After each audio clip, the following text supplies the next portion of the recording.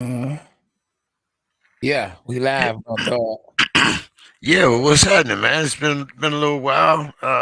Yeah. Didn't I've been traveling, and looks like Okay. I brought just Texas weather back to California. Yeah. It's raining outside. Yeah. Supposed to get down to 40 tonight. I mean, Uh-huh. shoot, I might as well be back east. Damn. Really. But Oh hey, man. man, good to be back on. Yeah.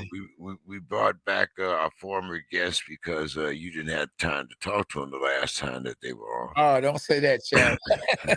Don't say that, chat.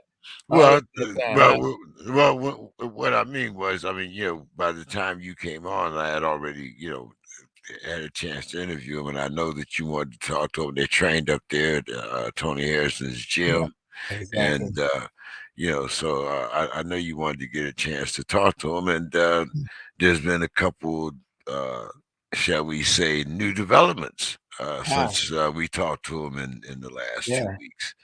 Hey, we got our That guests. Now we got our guests in the queue though. You want to Well, let's bring them on then. let's bring them Let's bring on. them Let's on. bring. Okay. It should be Primo and Coach Harris. Okay. Yeah. Yeah. Yep. Yep. Okay, Yeah. there's Primo. What's going on, man? How's it going? Uh, Yeah. still, Primo, what's up though? I think L gonna be late. He gonna be late. Yeah, Oh, okay. he like the Detroit police. yeah, yeah. Late. Yeah, he said he gonna be like 5 minutes late. Okay, Oh, well, that's cool. The last time you were here, we talked about uh, an event that was very close, and ooh, since ooh. then, it's happened. I believe last Monday. What? Oh yeah, yeah, What? man. I had to have my son. Oh, congratulations. Oh Yeah, yeah. Appreciate that. yeah. Appreciate that. I Father. walked the door. My son, first thing he said was, Dad. I said, oh, man. Oh yeah. I can't Ain't wait nothing to like hear him. it. Huh? I can't wait to hear him. I can't wait to hear the Oh, news. man. Yeah. Time will go by quick. Be surprised. Yeah. Yeah, what everybody been telling me for sure. They've been telling me for So he's a week old, right? yeah. Oh, Yep. okay. Yep. I didn't want, I thought we'd say it on the air. The name. I know Oh, you had said that the yeah, mother was his doing name well. Armani. What is it? Armani. Armani. Yeah, yeah. Oh, okay. All right. Yeah, man. Look, real suave name, man. You gonna get look, cool uh, dude. I hear you. Mother and baby doing well. Oh yeah. And Everything, yeah, everything. I was scared the whole pregnancy. They're my first kid. Yeah. I I was scared understand. the whole time.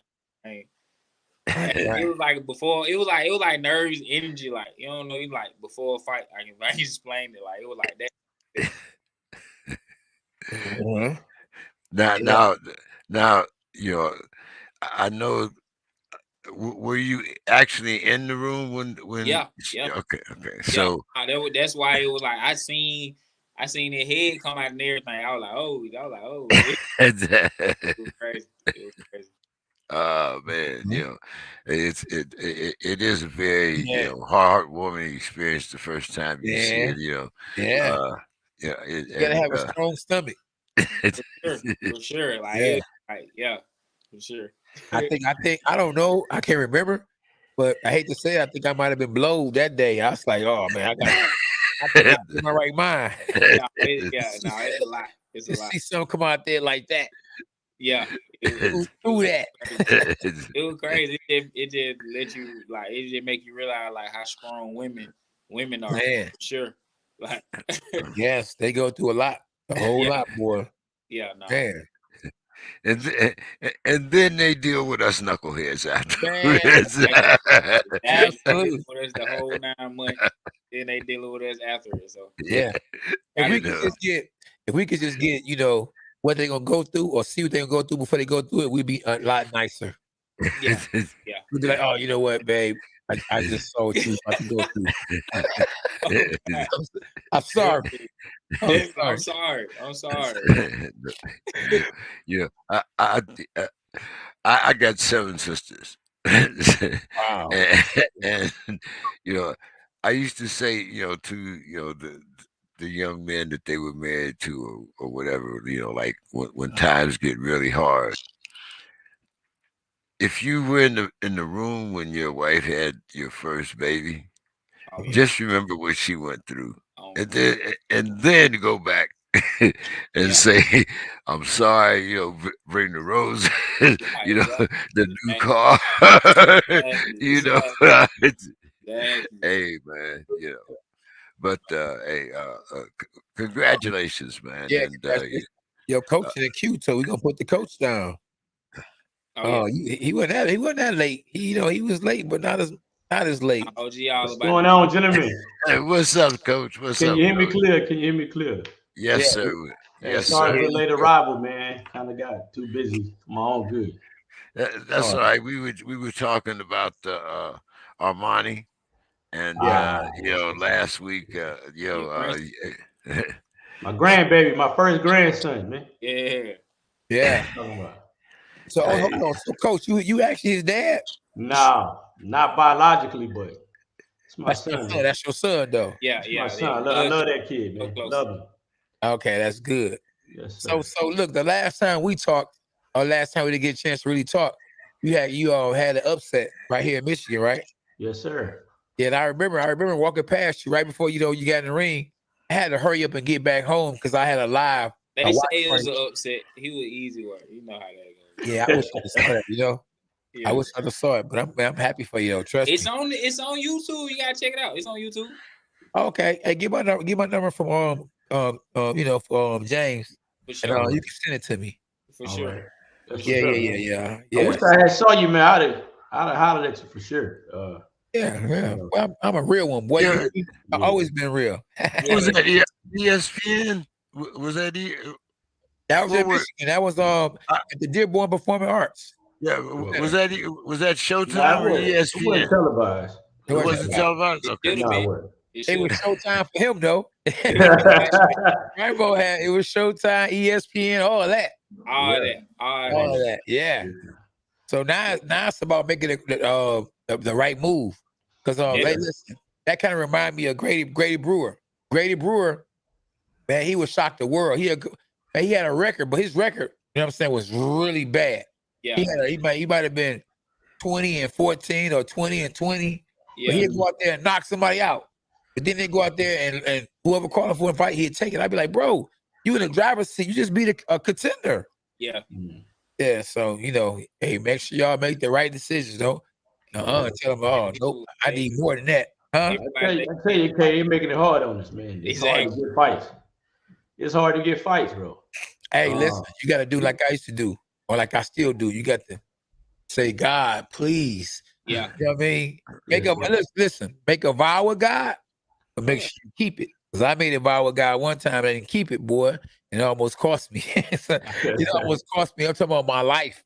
So make a vow with him, but, or just keep working hard and pray that his will be done. And his will is that you be world champ. Oh, for sure. And you good. For sure. Definitely. Yes, sir. I gotta see it. I gotta see it. You know what I mean? I gotta see the fight because you beat a guy. He's top contender. Top 10? Hey man, ranked number 5 in the WBC ranked number 9 in WBC. I think he ranked number 5 in like the world like for the last 5 years. So okay, that's crazy because guess what? You just beat him, so you're supposed to take his ratings. But I bet you they didn't even let you take his ratings. Man, we didn't get in top 40. Oh, come on, man. WBC. Yeah. And we reached out to the WBC, and they said I can't even say the words that I want to say, but what they said, whoever the representative was that spoke on their behalf, they probably need to fire that person. Like, wow. Because there's no justification for not being in the top 40. Yeah. No justification. Yeah, they bro, they racist, bro. I mean, I hate to say it, you know what I mean? But I gotta say it, it's just real. I'm gonna tell you who you go to. Go to the IBF. They real, Go to them, let them know. Look, bro, I just beat the number 5 guy. You know what I'm saying? And the WBC don't have me rated. They have me rated in the top 40. And man, listen, trust me, you'll get up there. Yeah, we definitely then got past the whole like keeping our mouth closed phase. Like we gonna be a lot more vocal. Yeah, I told the squeaky wheel get the grease, man. Squeaky wheel get the grease, man. Yeah. But no, you know, top 40. He just beat the guy James, and they said he said that he's in the 40 top 40. He beat the guy number 5. That don't make sense. No. He's not in the top 40. Is that what you said, Coach? Is that we're not in the top 40. That you're not in the top 40. Even though he was ranked in the top 10 in WBC for 5 years. Yeah. We didn't even get ranked in the top 40 in the WBC. Oh wow. Yeah, make some noise. You gotta make some noise about that. Oh, for sure. Yeah.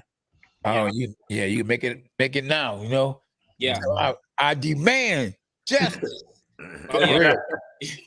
Yeah. Did they try to get a rematch? They don't want the rematch. They don't want that. Why you? Oh, you spanked him? Oh, he's spanked him. You gotta go watch the fight.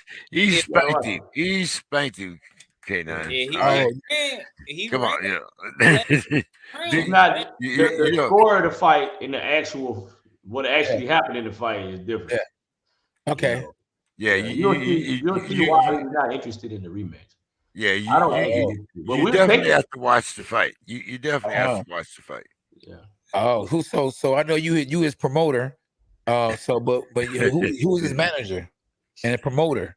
Well, you just now we you signed with Freddie. I mean not Freddie Roach. Ryan Roach, right? Oh, no.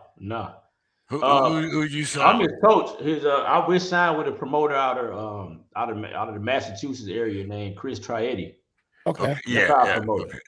Okay. And, that's how we kind of worked to get the Centeno fight. Yeah. He did a good job then. Yeah. Oh yeah, definitely. Okay. Yeah, so he's been able to get that. He's a local, regional guy, but he's good. He got a lot of connections. Yeah. But it's still tough with the opponents don't want to fight. You know what I mean? Or their representation don't want to let them fight. Okay. Like, I'll give you an example because we bring receipts.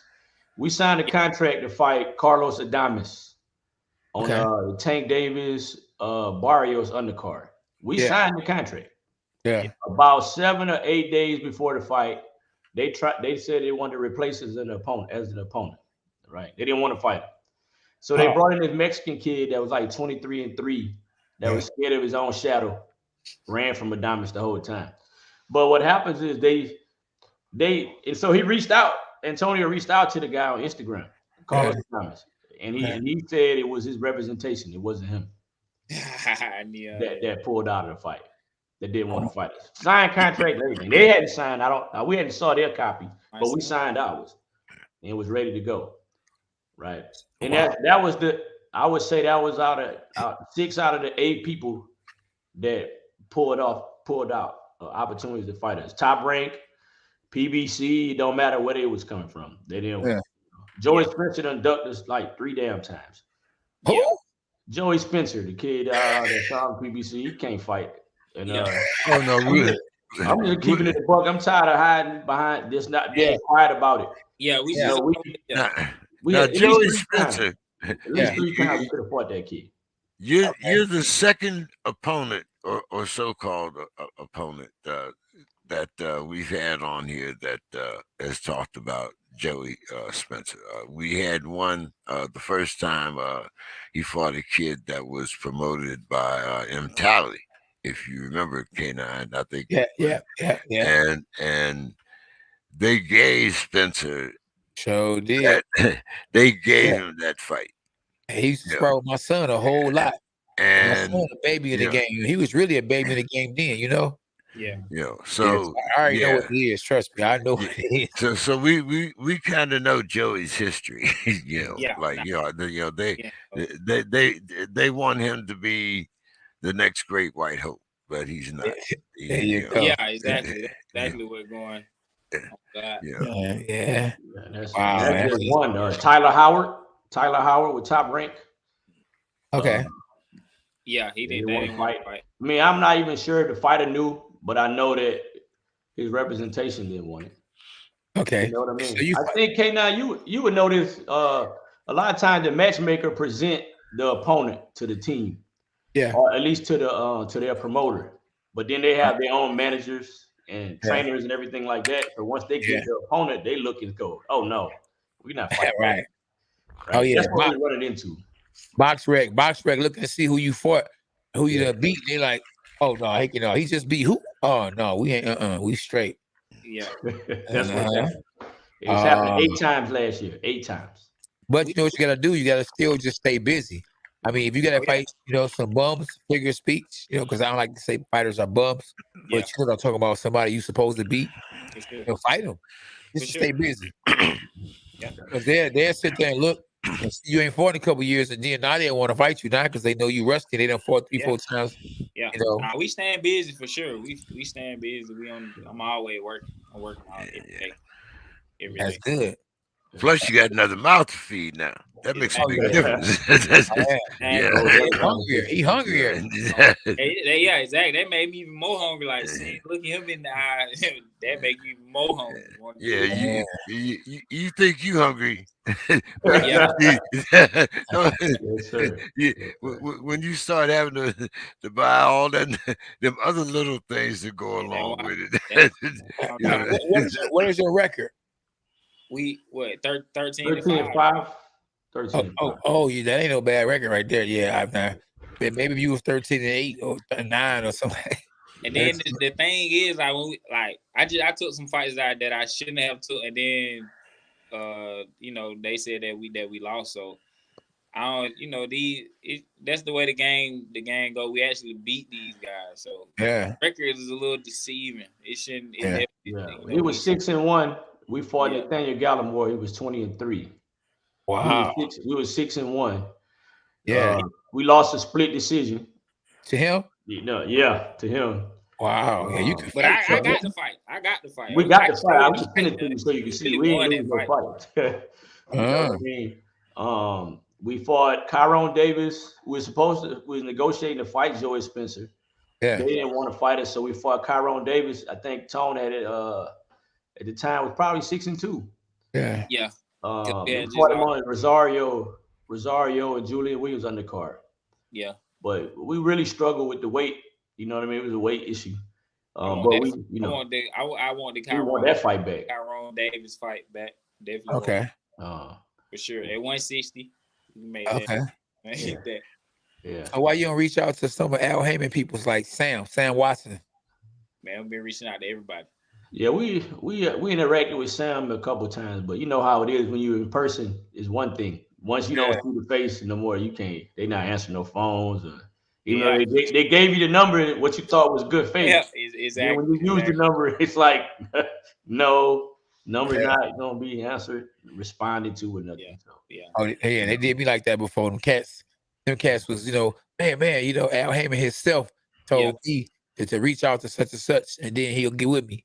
Yeah. And I couldn't catch up with neither one of them. Yeah. You never can. Then when I got in a position and I became a title eliminator, oh man, Sam Watson's son was following me everywhere I went. Exactly. I'm straight now. That's how I go. Yeah, I had to turn them down. We just playing our hand. That's all. Yeah, we're learning about the relationships. I think that my kid's a real fighter. Like he's an old school fighter. We don't. If you 160, right?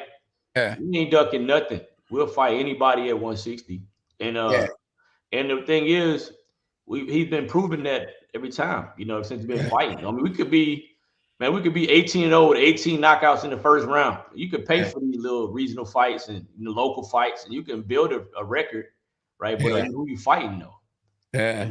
Who you fighting? So that's true. So we're willing to put it on the line. You know what I mean? To try to be better, to get better. Right. Yeah. Why don't you let me see, what's that guy? Man, he had a belt. He actually beat Julian Williams. Jared Hurt? Huh? You talking about Jared Hurt? No, not Jared Hurt. That'd be another good one, but it was another guy, the one that took his title. Rosario. Yeah, Rosario. He's a 54 guy, but if he would come with the 160, we'd definitely fight him. Yeah. Yeah. He I might. also heard Luis Arias today. He was upset about not fighting Tony Harrison. Hell, we'll fight him.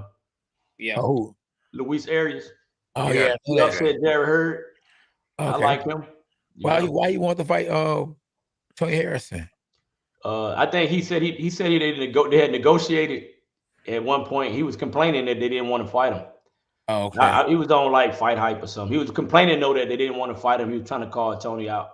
So Okay. I'm like, we'll fight you. Exactly. You know Yes. what I mean? Well, yeah. Because you're looking for an opponent. He Right. is right here. Definitely. Yeah, and then Tony, he fight 160. Tony fight 154. Yeah. So why not fight you? You at 160. Yeah. Exactly. Yeah, we show take that any day. Now, Coach, I want to ask you about catch weight because everybody seems they want catch weights. Nobody like wants to fight a weight class. I'll fight you, but I want to fight you at 168. I'll fight you, but I want to fight you at 154.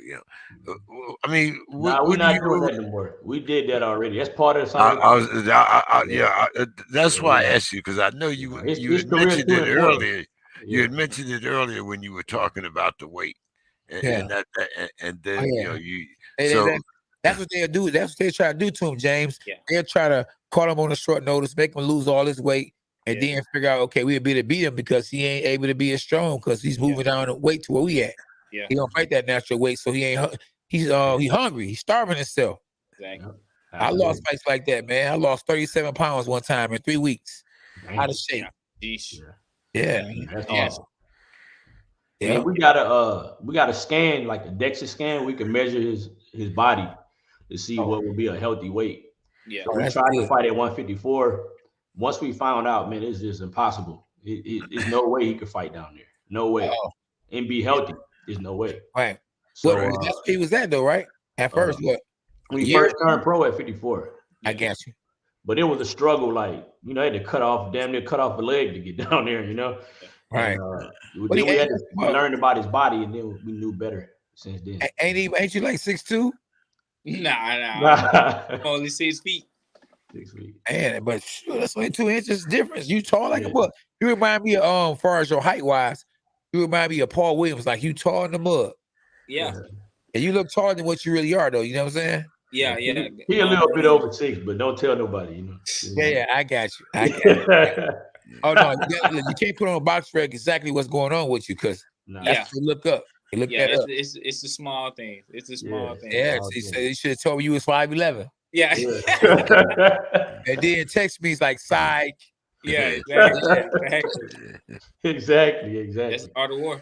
Yeah, we saw that already a couple times with dudes being like way taller, Yeah. But yeah. When you fight again? We supposed to be fighting overseas. Who was that? Who's that guy? I can't say that guy's name for nothing in the world, man. It's the guy from Belfast. He's from Belfast. Okay. He's 10-0. I can't. It's a weird name, bro. but I think what happened was the matchmakers for Matchroom reached out, but not the representation for this guy.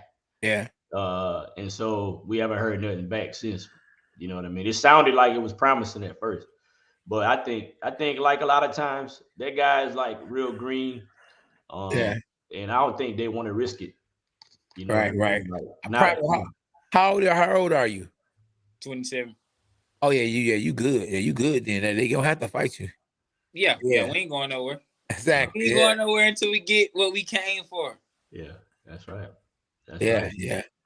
You say, and you had a good record though, 13-5. Shoot, I lost 6 top fights, but that ain't bad. 13-5. Oh man, we was off the porch, man. Beginning, it was just stuff that you didn't know about boxing, like that.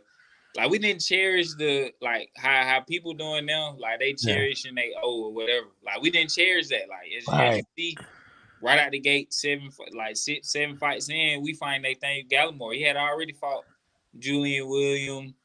He had already fought Jason Rosario. You know what I'm saying? So like he was already seasoned. He had fought Justin DeLoach. We 7 fights in, he was like 23 fights, and we jumped right off the porch and fight him. So we weren't caught up on our we didn't cherish our old we weren't like we can't lose our old life. We confident in ourselves. We confident in what we. And we also thought we was gonna beat Gallimore ass too, to be honest. Yeah. Just because of that record didn't mean nothing. Yeah, we saw weaknesses that we could exploit, and we did.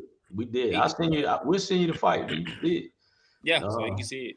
I mean, I really should be putting this stuff out on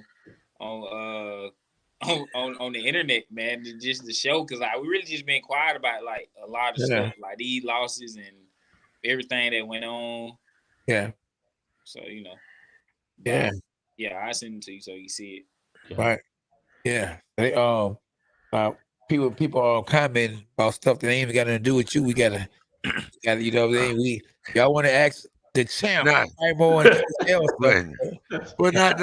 But I would like to ask you guys a couple of things about some things that are happening in the middleweight weight as far as fights that are supposed to be happening, but not sure we'll ever see them.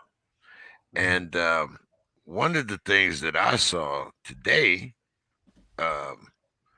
was that David Benavidez says that he would like to fight. Well, that the only way that he will fight Demetrius Andrade is if he's guaranteed $7 million.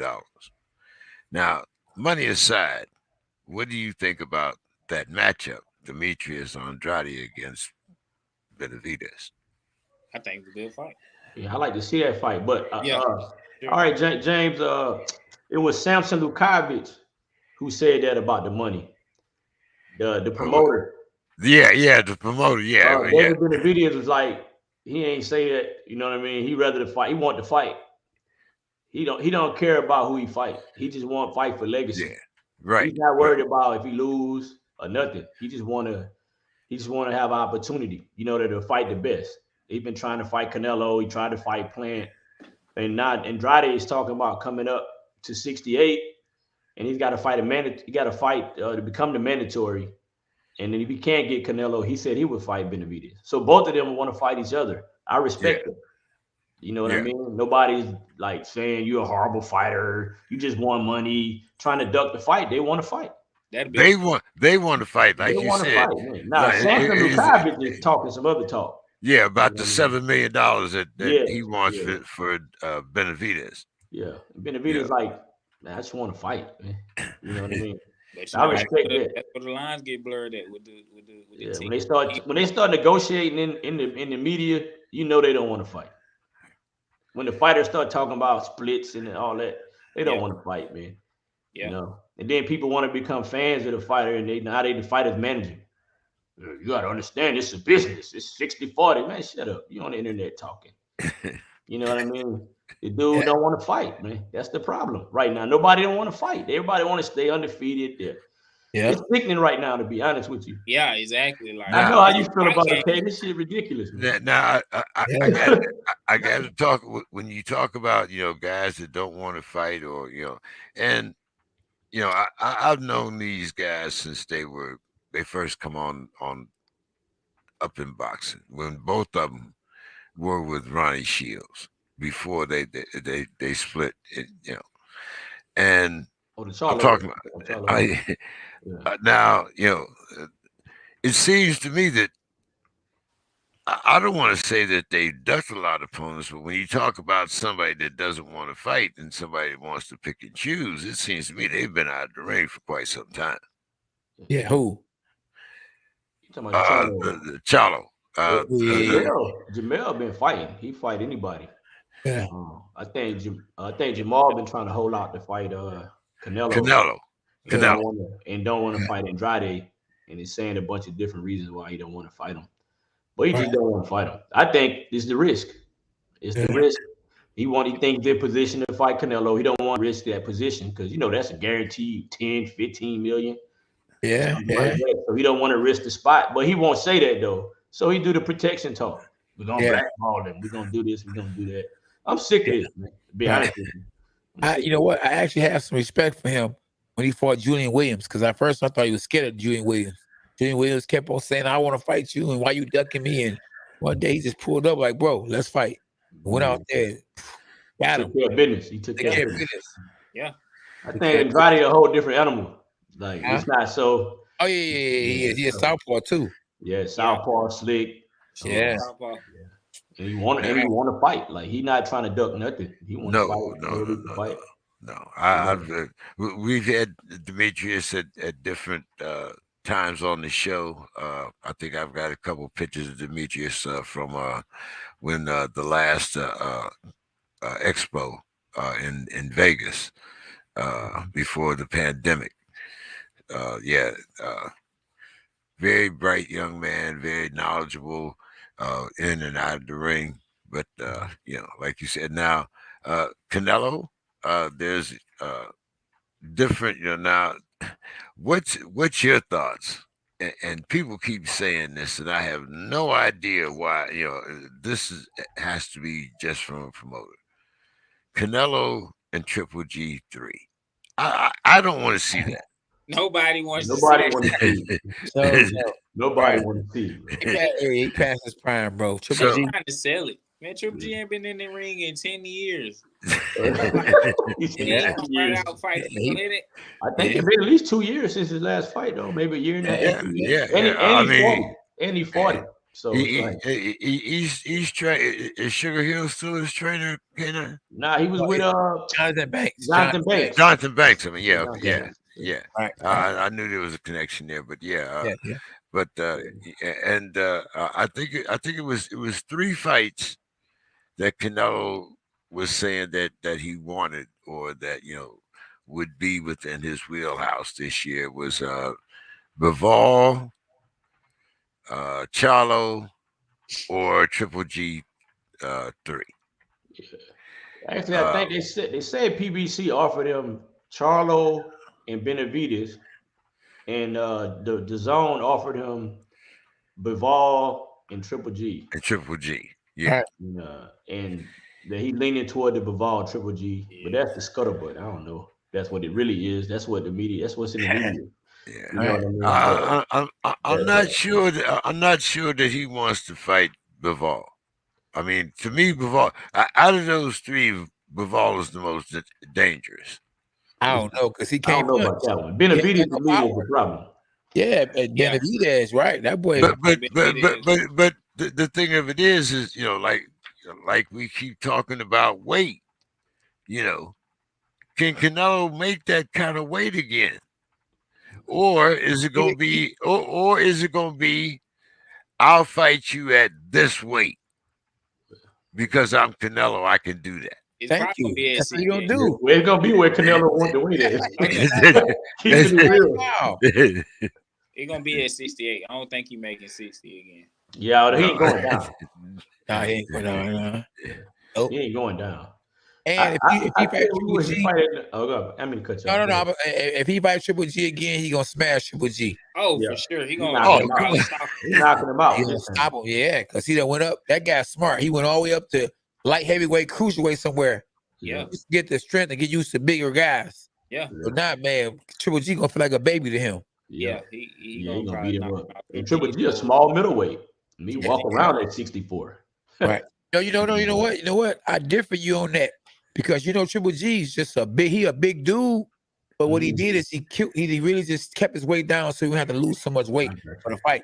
I can see That's a solid big dude, bro. That guy, you know what I'm saying? But he fought a lot. He stayed fighting so he can keep his weight down. He like 5'9". I don't know. But you see his back? Man, that man hit so hard. Yeah, when he sparred with Triple you see, I told you people look at the back. Well, I tell you, I tell you. But he was sparring Tony Harrison. He had Tony Harrison wearing a rib protector, and they only one weight class apart from each other. And he had to win that because he like a light heavyweight. He really like a light heavyweight. Yeah, true. They do punch hard as hell. I've seen the reaction to fighters when they get hit. You like, damn. Yeah, he's supposed to them gloves right there, buddy. That's the reason why he was so dangerous, because he's really a light heavyweight, super middleweight, fighting that middleweight. Yeah. But now that he done got older, he should go ahead and go be where he's supposed to be at, super middleweight or light heavyweight. Because now if he keeps trying to stay down there, somebody gonna hurt him real bad. As he's older, he done slowed down, and you can't do it no more. It's over with. Yeah, his punch resistance looks like it's going down too. They Yeah. said the fans want closure on those fights. So yeah, you saw that. Yeah, I saw that comment about the closure. I'm like, yeah, so I guess that's what's going on. There's some fans out there that tell you what, they need to close the door on that thing, man. Man, close it. Canelo need to like do something. I mean, I understand he the man right now for like he can call his own shots, but he the man. I mean, I got tired of watching them fight them stiff ass mummy looking dudes that can't fight over and over again, and then they keep telling us how great he is. Where somebody like Terrence Crawford is like trying to fight the best everywhere he at. Yeah. And you don't get the number 1 pound for pound slot in a lot of people's eyes. So that's my number 1 pound for pound guy right now. Not I appreciate you, Casino for life. That's my dog right there. Casino. Yeah. Super chat at 10. Oh yeah. He always been a real one though. Casino don't like LeBron James, bro. He be going in on LeBron James. Did you see LeBron? He got a cold YouTube channel too, man. He got I think he had like 250, 300,000 subscribers on YouTube. Yeah, I've been on his channel. I've been on Casino. Okay, yeah. Casino, yeah, he a beast. Yeah, OG be on all that. OG be locked in on everything. He the brain. He definitely like the brains of it. I just be trying to pay attention, see what's out there, you know. Yeah. Oh, that's good. You got to. So you got that Marvin Hagler hat on. Oh yeah. That's what we go by. I would have put mine on. I ain't know how he was coming. I ain't know how he was coming. I had to put it on, man. We love Marvin, man. Marvin love him. Marvin, Marvin. My only regret is that I never got to kind of start with a meeting because he was. I still say he beat Sugar Ray Leonard. Yeah. I don't care what anybody says. I'll go to my grave. Marvin Hagler is my man. So it seemed like he really could beat Sugar Ray Leonard, but somebody paid him not to beat him. He just didn't look right. He didn't fight his normal Marvin Hagler way. And I read his book. Okay. I read his book. The reason why he didn't look right. And a lot of people really don't know this. Like the reason why he didn't look right was because he had planned on retiring. Him and Sugar Ray had became friends, and over the time they'll have Sugar Ray had a restaurant, and every day like that, and they'll like always meet up at his restaurant, and he'll just be telling Sugar Ray, they were friends at this point. He'll be telling Sugar Ray like, he'll be like, man, I'm done boxing, this it. I ain't trying to do it no more. I done lost my whole drive for the fight game. Just tell him like I'm done. Sugar Ray felt like that this was a great time for him to call for the fight. Played him. Yeah, because Sugar Ray had actually been out of the fight game for a while. Yeah, but he was like still he had that like he was still masterminding and as intelligence you had to give it to Sugar Ray. I mean, he really planned his career, and he was Sugar Ray is a snake. You got a man coming to you, confining you, telling you, man, I'm done. But I mean, he that's the art of war. There you go. I can't even hate him for it. I can't even. I would say this though. Historically, Marvin Hagler is a greater fighter than Ray Leonard. I don't think there's no question about it. Yeah, no. I think Marvin Hagler historically is up there. I don't care what happened in that fight. Marvin Hagler is a greater fighter. Sugar Ray Leonard? Greater. I think so. Greater. I don't actually think it was close either. By the way, I'm talking about far as like pound for pound. Do you think Marvin? Oh yeah, definitely. Definitely pound for pound. We talk about media darling. Ray Leonard was the greatest media darling. If you talk about inside that square circle, Marvin Hagler was the greater fighter. K9, the guys that he fought in Philadelphia, Philadelphia fighters, Willie Monroe, Boogaloo Watts. Yeah. It's like 5 or 6 dudes, man. That was like killers. Yeah, there's a Showtime documentary called Three Kings. Yeah. Tommy Hearns, Marvin Hagler, Sugar Ray Leonard. and Sugar Ray Leonard. Yeah. Okay. You know, I never saw that either. I heard about it. I didn't see it Yeah, though. I watched it again this Yeah. weekend while I was up in LA Yeah. doing some things, and I happened to come across it. I watched that, and there was another one too, but the Three Kings really, I was really impressed. You know, Yeah.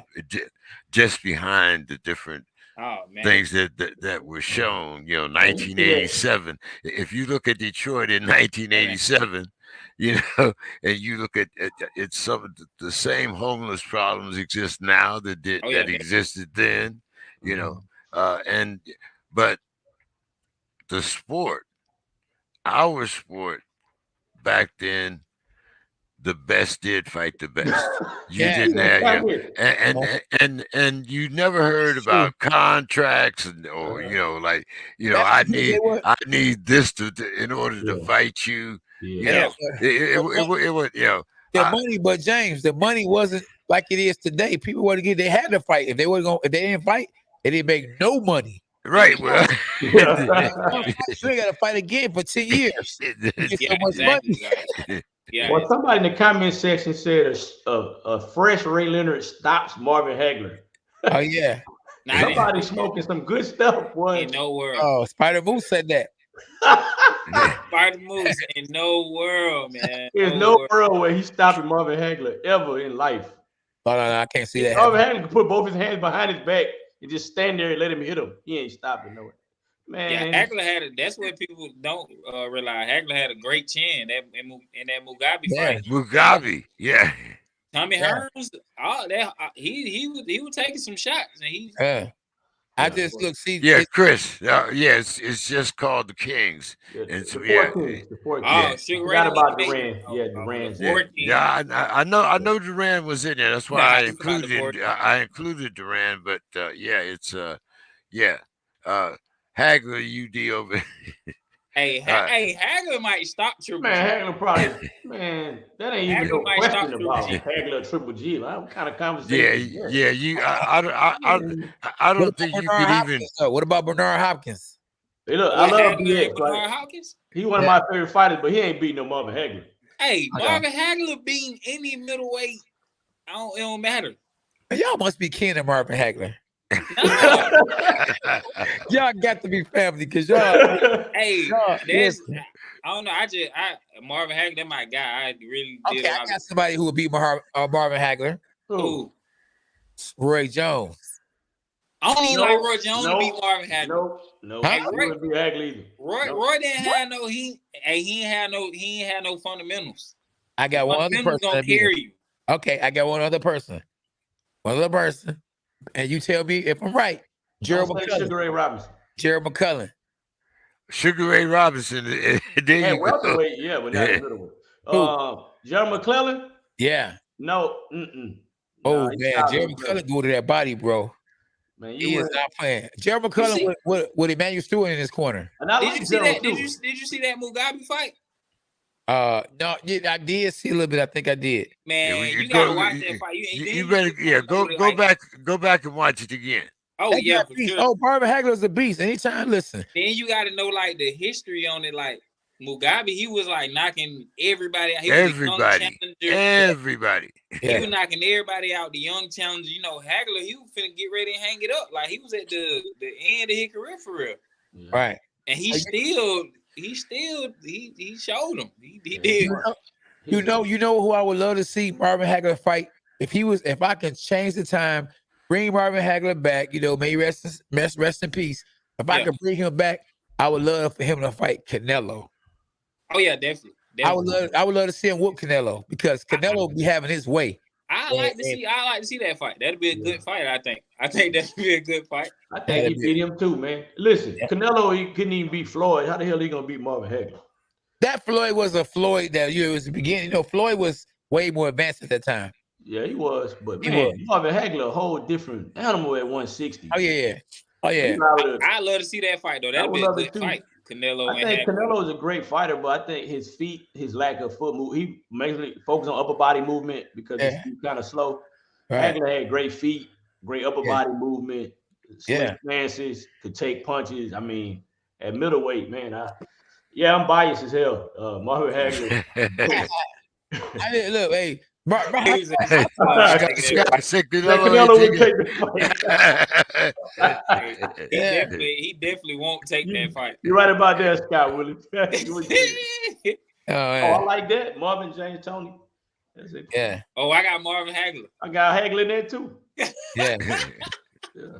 Oh man. That's a good one. And I like James Tony. That's one of my guys. I got respect for. Oh, look, when Tone started boxing, right? All it was Floyd Mayweather this, Floyd Mayweather that, right? That's all he knew about the sport, really much. And I sent him to YouTube to see Michael Nunn. Yeah. Oh yeah. He watched Michael Nunn. He texted me, he goes, "My new favorite fighter, Michael Nunn." That's my boy, Mike Nunn, man. A lot of people don't know about Mike Nunn. It was kind of. Oh yeah, Michael Nunn was a beast. I got a chance to meet Michael Nunn at one of the boxing reunions that John Scully has all over the country, and last year that was one of my first outings. Is I went to the boxing reunion, and it was, I think, Michael Nunn's first or second appearance in public since he's been released. Yeah. It's you have to include Michael Nunn among some of the greatest. Oh yeah, definitely. I love Mike. That was my guy. When I got hands down so much. Did my research. I went to go see. Yeah, you know what Michael Nunn though? I was my birthday that just recently passed, right? Tommy Hearns took me out to dinner for my birthday. So we on the phone with Michael Nunn. I asked Michael Nunn, did he want to be on my show? And he asked me how much I was paying him. Yeah. I see that. I say, bro, I won world titles too, bro. That's how Mike is. Mike all snooty, man. Yeah. I say, right there. Right.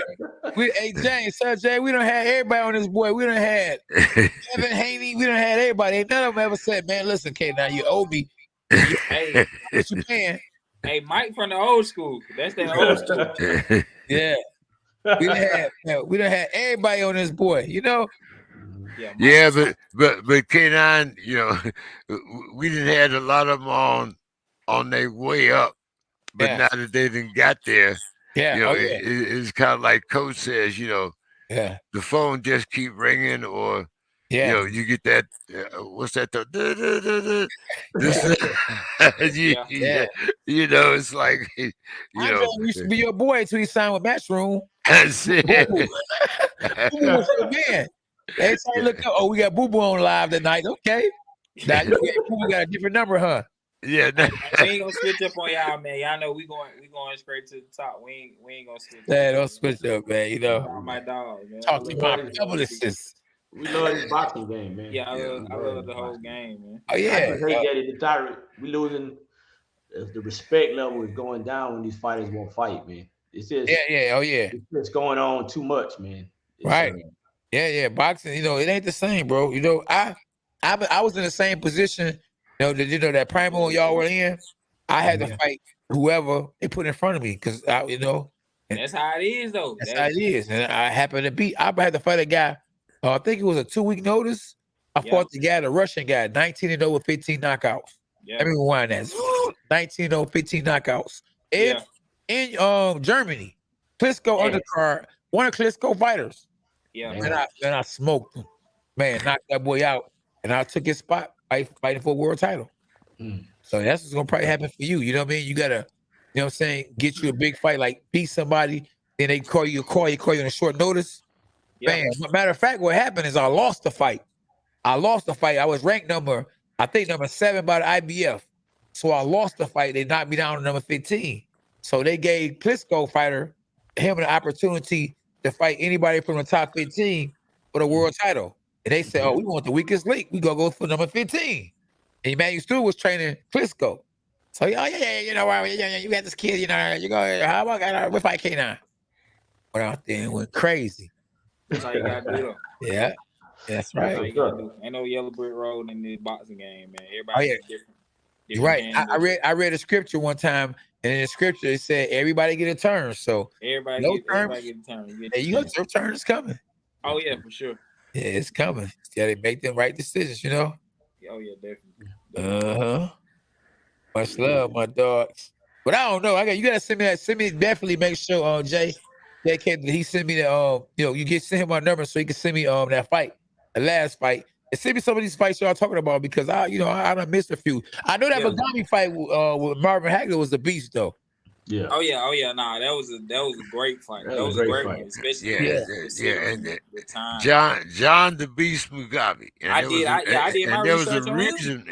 There was a reason why they called him the Beast. It wasn't just it wasn't just making it up. It was making it up. No, it wasn't no made up or stage name. Yeah. He was a beast. For real. Yeah. Another reason we got so much love for Hagler, he dealt with the politics of the sport. He was like 44-2 before he got his first world title shot. Yeah. Against Vito Antuofermo, and a congressman had to bring up investigations into boxing before they would give him a title shot. I think it was a congressman or senator from that area where Hagler's from. And that forced them to give him a title shot against Vito Antuofermo. Then he got a draw in that fight. He won. And he won that fight. And then he went over to England and fought Alan Mentor to get his first world title. Yeah, I think they had to run him out the ring because they were throwing bottles and all this kind of stuff. He couldn't even enjoy the victory like that, So that's what he had to get out the mud. He wasn't like a decorated amateur for us nationally or internationally. So he had to get it out of there. Definitely. And he left out of the Massachusetts area, Brockton. Went to Philly and fought the best dudes in Philly. Took a couple L's there too, right? Yeah. And he avenged the losses. Yeah. By knockout. You know what I mean? Before he ever got the title shot. So you gotta respect anybody that get it out the mud, man. Exactly. Yep, you're right. You're right. It's easy when you sign with a big promoter and they kind of give you the yellow brick road to a title shot, a vacant belt. You never even fought nobody, and then you babysit the belt forever. Caleb Plant, he did something like that. You know what I mean? Right. Babysit the belt for 3 years and then wait and then get Canelo. What the hell? You know what I mean? Right. Right now. Well, Caleb is a story into itself too. I mean, as far as the things he went through in life, and we remember him. Caleb Plant's been on our show. We remember him from before he lost his daughter. So I mean, life has put some challenges in front of him, but then like you say, everybody gets a turn. I mean, look, he got a chance to fight Canelo. Yeah, he has a beautiful wife. So I heard he gonna fight Charlo. He asked for it. Oh, now, he asking for it now. Okay. Everybody was waiting for the Canelo sweepstakes, and now that you done got the sweepstakes, you can move on now. Yeah. I remember Canelo ducked me, bro. I mean, I don't think he ducked me on his own. Oscar De La Hoya, when I knocked out Corey Spinks, he was like, he gave him the elbow to his partner, like, you're not about to fight you now. Not right now. Not right now. Exactly. I was like, wow. I would have spanked him too because he was just like he was still learning. He wasn't the same Canelo he is now. They ducked that smoke. They ain't want oh man, I was gonna knock his head off. They ain't want that. It would not be no Canelo if he'd have fought me that day.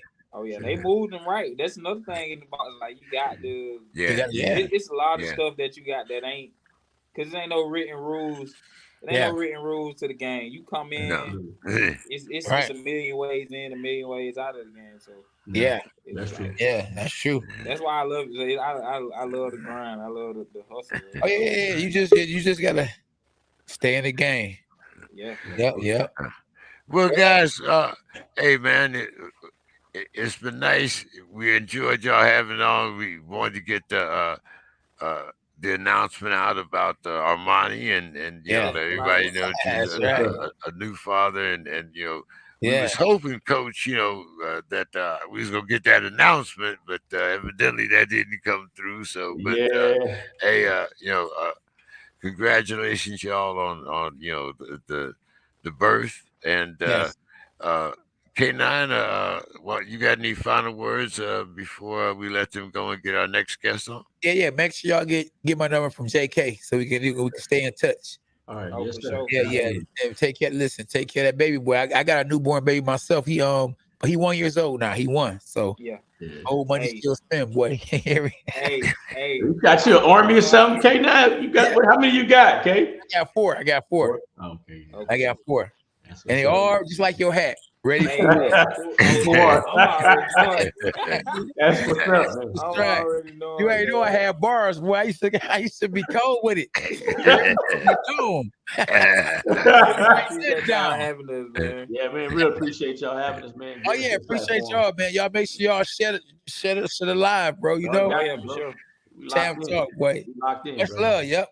Gotta have y'all on again though, man. You gotta look. This was actually a great show. We need to have y'all on like every so often because people are actually tapping in. They like to hear what y'all got to say, and you know the conversation was good. It was real. Man, hey, we messing with it, man. Whatever. You know what I'm saying? We here. Primo, give me the social media. I know Coach don't mess around with that too much, and Coach also we had I tried to get in touch with you the other day, and you also make sure that home life is taken care of. Yes, You was out there. So I make see sure that wifey big was smile. good. What'd you tell me? 21 years? Yes, sir. Oh Been yeah, married Coach, 20 years. 20 years. Been married. Been with her 24 years. Oh wow. Yes, sir. All role model right there, man. Role model right there, man. Yeah. It's a role model right there. Yeah, for sure. Hey, they say good show, fellas. Oh yeah, man. Appreciate it, man. What's up, Appreciate man. it. Yeah. Oh yeah. All right, man. Appreciate y'all. You gave him social media already, right? Oh, my social media, my Instagram is Antonio Todd Jr. I just go by my name. Okay. Yeah, go on there, DM me or something. You know what I'm saying? Oh yeah. And hey, I'll follow you back. Nah, so, for sure. I got you. Yeah. You like just make sure you say what up, K9, so I can know actually it's you because I don't know who it be. You know what I mean? Nah, I got you. All right. For sure. All right, Primo. Much love, y'all. Appreciate you. All right, Coach. Love you, man. Y'all have a good one, man. Dog us. Let's go, champ. My man. All right. Show, yeah. Oh man. But yeah, Coach, I know the computer. Look, he's still on here. Trying to figure this thing out of here, man. Figure this whole thing out, bro. Make life for Coach and get going. Damn, well, I'm horrible with all of this stuff, man. I see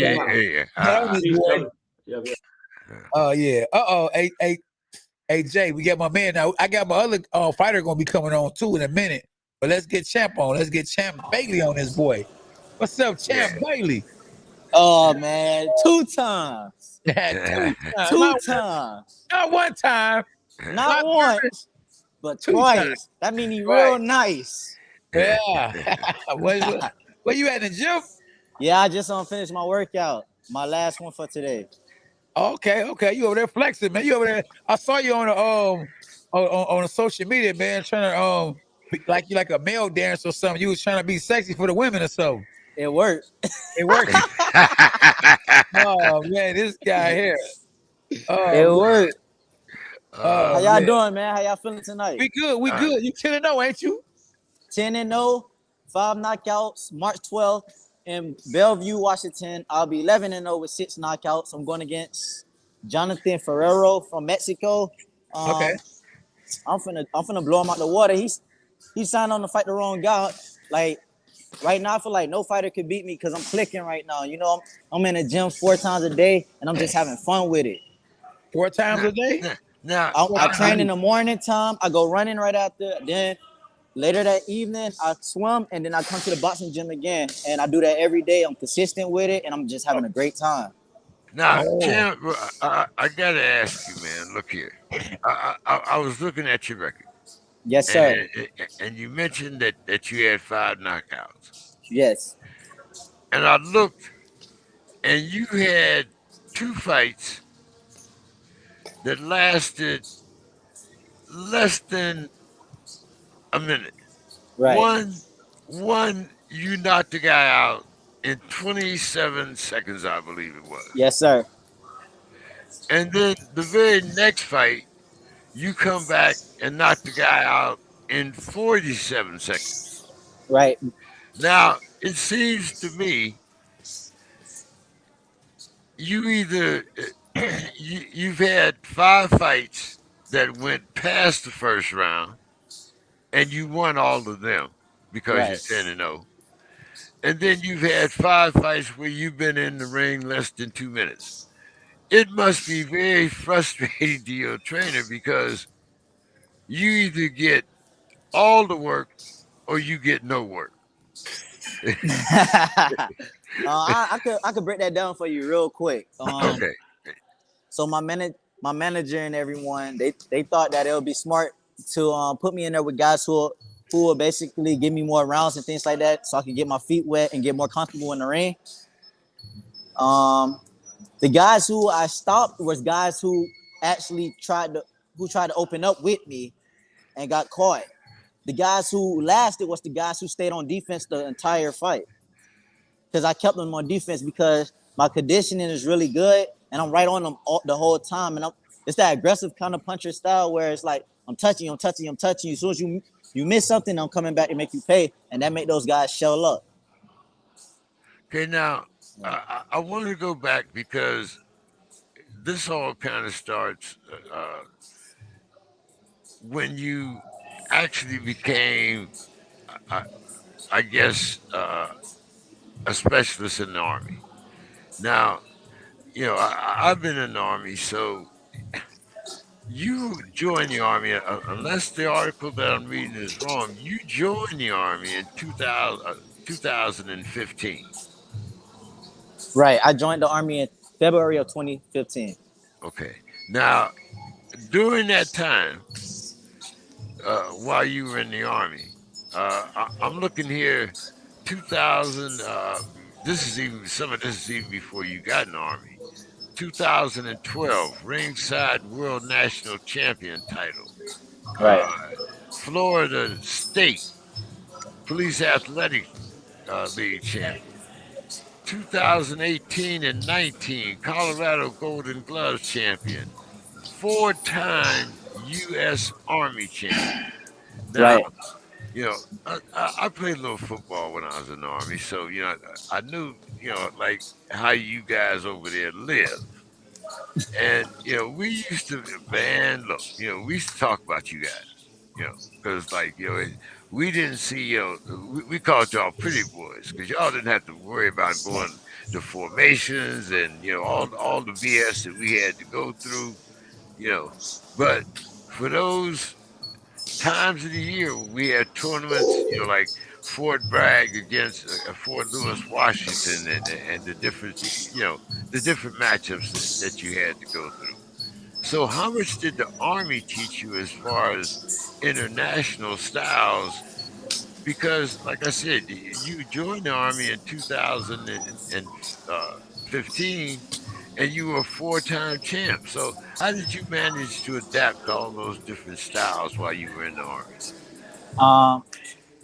Honestly, it was just like over time, you just get sparring, a lot of sparring and things like that. You get to see every style, especially with being in the Army and being in Fort Carson, Colorado. Everybody comes through Colorado Springs, and so you get a lot of different looks. So it's easy to adapt. After a couple rounds, it's easy to figure a guy out. You start picking up on his habits, and you just pick them apart. Now, so who's your coach? And tell us a little bit about the relationship between you and your trainer. I'm trained by Mayette Flowers. He's out of Las Vegas, but now he resides in Tampa. And I also get trained by Sandy Rivas. He was on the Army team in 2014. So he's the trainer who I train with at night. I train with Coach Mayette, my head trainer, in the morning time. We just all like click like on a personal side. And I feel like you can't even work with anybody or business when it's when a person not together. You know what I mean? So we all click, like we all family. So it all just it all clicks and we all on one accord. Spider Moose, you spread the word.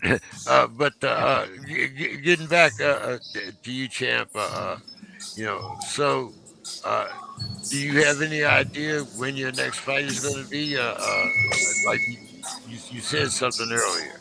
I will be fighting March 12th in Yeah. Bellevue, Washington, against a kid from Mexico, and I'm gonna toast them, fry and whatever. Now I don't even want to be. I don't want to talk and be all Toast cocky them. and all that. I'm gonna be honest. I'm gonna be Night, confident. I'm gonna go in the ring. I'm fully prepared. I've been active for the past ever since I turned professional. I've been active. I only been professional for 1 year. I have 10 bouts already, and I'm just ready to continue to keep working. I just fought 2 weeks ago. Yeah. Got the win, and now I'm going to fight in 2 weeks, and I'm going to get another win, and it's just going to catapult my career. And I'm keep moving forward. I'm gonna stay in the gym. I'm gonna stay consistent. I'm gonna keep working. That's it. Now Yeah. you're signed by Granite Chin I'm signed by Fighter Locker, Ryan Rose. Fighter Locker. Okay. Oh man, Yes, Ryan sir. Rose, man, he moving you, ain't he? Yes, sir. But that's okay. Now you know when you stay ready, you ain't gotta get ready. So you keep There moving. you go. What did you say, When K9? you stay ready, you get ready. Stay ready, you ain't gotta get ready. That's right. Right. Come Exactly. on, K9. I got to let you in on that one. Come on, K9. Oh, then listen. That's how I became a world champ. Yes, Called me on sir. 2 week notice. I was ready. What?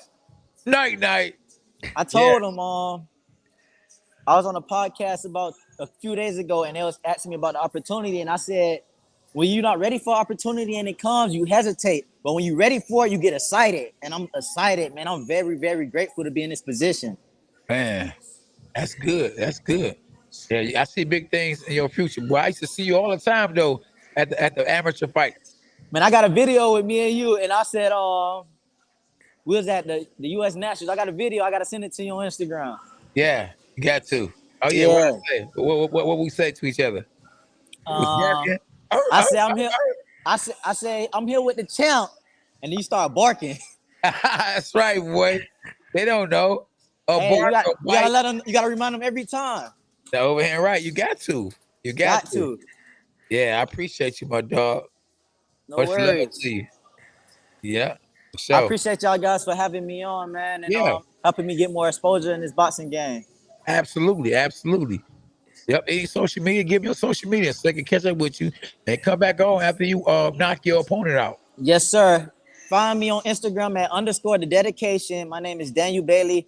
March 12th, I will be 11-0 with 6 knockouts. Keep an eye on me. I'm gonna keep working because I'm feeling good. When you feel good, you look good, you fight good, they pay good. Yeah. Oh man, Oh, much love, my man. dog. Yeah. So right now you're in Florida, right? Yes, sir. I'm in Tampa, Florida. Okay, and now, like you said, you got to fight in a couple of weeks now. Let's talk a little bit about your background also, Okay. because you come from a boxing family. I'm sure a lot of people know. Was it your first cousin, second cousin to Randall? Second cousin to Randall. Also I had a few cousins who boxed in the amateurs. My grandfather boxed as an amateur, and then my great grandfather on my father's side, he boxed professional, but he only had one professional fight before he passed. Oh man, so yeah, grandfather, great grandfather, cousin. I mean, you can't get much more involved with that. So, uh, I I know you have a lot of history there, as I said, but who are some of the other fighters that you kind of looked up to or used to pattern your game? My favorite fighter is Nico Loche. I don't know if I'm pronouncing his name right, but he was a world champion at 140, an Argentinian guy called the Untouchable. That's my favorite fighter. But I look at every defensive fighter and counterpuncher and get tips from everyone. I was inspired by Floyd Mayweather's work ethic. Yeah. The first time I ever seen boxing, I seen Floyd Mayweather training and I fell in love with it. So my favorite part of boxing is the process. And I just apply that to my life. I live that way. It's just Now, something. It's something special about when, man, you see that training motivation video when Floyd was getting ready for Oscar De La Hoya, and how he was just so in tune and he was just focused on making a statement. Like that really inspired me. So when I'm home at night and I don't have anything to do, I don't turn on his highlights. I don't turn on anyone's highlights. I turn on their training, what got them there. Exactly. Okay. Now, also, you mentioned your training regimen. You said that you run in the morning and 4 days. and you then you spar, and then in the evening you Well, swim. yeah. I do a boxing workout in the morning. At around noon, I go run on the beach, on Clearwater Beach. I come home to do recovery, and then I go back out in the evening, swim before I do my boxing workout. Then I go home and do recovery on the weekends. I only swim or run. I do cardio on the weekends. And then Sunday, I do recovery, which is like seeing a chiropractor and getting a deep tissue massage. So all that work from the week before it gets taken off of my body with the recovery. Yeah. So now, K9, this is something that we've talked about. Yeah. Because old school, Emmanuel Stewart running. Yeah. Being a part of your regimen. Yeah. And one of the things that you always mention is the fact that Deontay Wilder did not run. Right. Yeah. From what I heard. Yeah. No, he said it himself, actually. Yeah. It's been documented. Okay. He said it. Okay. Right. So champ, what did you think when you heard another champ said that they didn't run, getting prepared for the biggest fight of their life, and you trained 3 times, 4 times What a champ day? you talking about?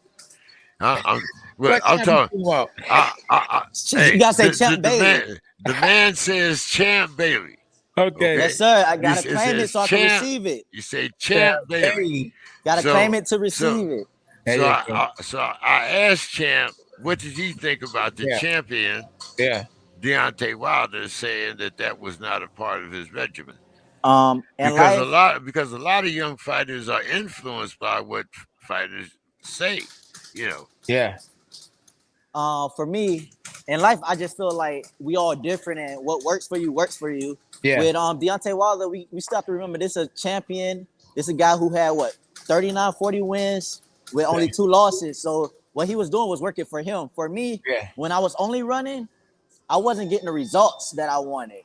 So that's why I added 2 cardio sessions to my training regimen, because now I'm starting to see the results, because we all different. Like K9, I don't know, you probably go out there right now and go do 10 miles and be able to spar 10 rounds, Yeah.